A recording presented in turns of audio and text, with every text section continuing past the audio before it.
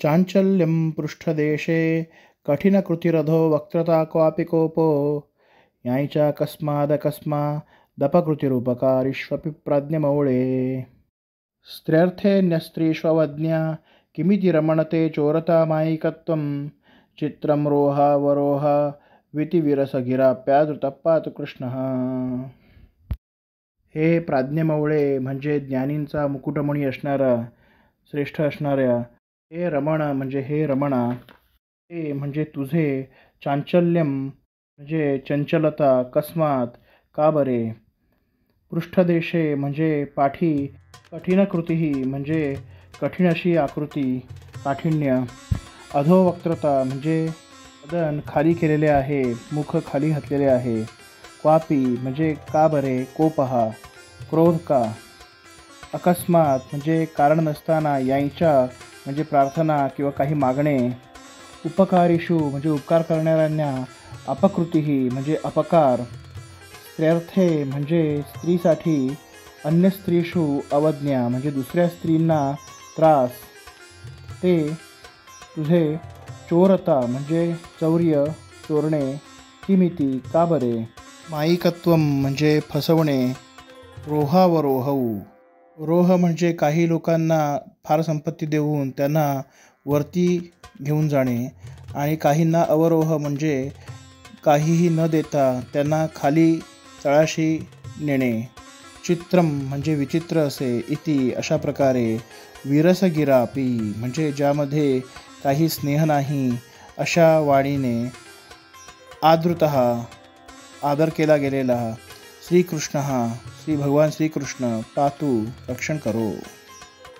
वरकरणी पाहता या श्लोकाचा अर्थ पूर्णपणे होत नाही, आहे तसा अर्थ घेतला तर तो अर्थ असा बनतो की वादिराज स्वामीजी भगवान श्रीकृष्णाची प्रार्थना करत आहेत, हे प्राज्ञमौळी म्हणजे ज्ञानी लोकांना मुकुटाप्रमाणे असणाऱ्या हे रमणा, तुझ्यामध्ये एवढी चंचलता का बरे आहे, तू पाठून फार कठीण आहेस म्हणजे पाठी एवढा का वेगळा वागतोस, तू खाली काय पाहत आहेस, मान का खाली घातलेली आहेस, तुला एवढा क्रोध का बरे आहे, अकस्मात तू प्रार्थना का करतोस, मागायला का सुरुवात करतोस, ज्यांनी तुझ्यावरती उपकार केलेले आहेत त्यांना तू अपकार का करतोस, एका स्त्रीसाठी तू अन्य स्त्रियांना का बरे त्रास देतोस, तू चोरी का करतोस, तू फसवणे वगैरे का करतोस, काही लोकांना फार चांगले देतोस तर काही लोकांना काहीच न देता त्यांना अगदी तळाशी गाळतोस,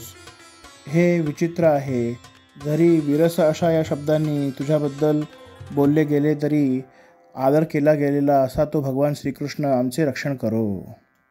हा अगदी अन्वयाप्रमाणे वरकरणी पाहता जो काही बोध होतो त्याप्रमाणे हा अर्थ सांगितलेला आहे, पण या अर्थातून या श्लोकाचा काहीही बोध होत नाही। या श्लोकास अनेक विद्वानांनी, अनेक टीकाकारांनी अनेक प्रकारे अर्थ सांगितलेला आहे। वादिराज स्वामीजी या एका श्लोकामध्येच दशावतारांची स्तुती करतात। वादिराज स्वामीजी सांगतात, हे प्राज्ञमौळे हे श्रीकृष्णा, तुला मत्स्याप्रमाणे ते चांचल्य का आहे, पृष्ठदेशे कठीणकृती ही मधून वादिराज स्वामीजी सांगतात, तुझी पाठ ही अतिशय कठीण आहे, यातून ते कुर्मावताराचे वर्णन करतात। अधोवक्त्रता म्हणजे हिरण्याक्षाला मारत असताना जो वराह खाली पाहत होता त्या वराह अवताराचे वर्णन करतात। कोपहा ह्यातून ते नरसिंह अवताराचे म्हणजेच हिरण्यकश्यपूवरती अत्यंत क्रोधित झालेल्या त्या नरसिंह अवताराचे वर्णन करतात। अकस्मात यांच्या म्हणजेच मागणे मागणाऱ्या त्या बटू वामनाचे वादिराज स्वामीजी इथे वर्णन करतात। उपकारीषु अपकृती म्हणजे उपकार केलेल्यांना अपकृती म्हणजेच जमदग्नींच्या शब्दाप्रमाणे आपल्या आईला शासन करणाऱ्या परशुराम अवताराचे ते वर्णन करतात। स्त्र्यर्थे अन्य स्त्रीषु अवज्ञा म्हणजेच आपल्या स्त्रीसाठी म्हणजेच सीतेसाठी, अन्य स्त्री म्हणजेच शूर्पणखादी इतर राक्षस स्त्रियांना जे काही शासन केलेले होते त्याचे वर्णन वादिराज स्वामीजी इथे करतात। चोरता किमिती म्हणजेच श्रीकृष्णाच्या नवनीत चोरांच्या लीलांचे ते वर्णन करतात। मायिकत्वम किमिती म्हणजेच बुद्धावताराचे ते वर्णन करतात।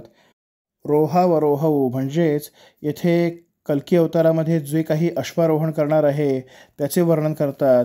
हे अतिशय आश्चर्यकारक आहे, अशा हे भगवान श्रीकृष्णा तू आमचे रक्षण कर अशी प्रार्थना वादिराज स्वामीजी इथे करतात.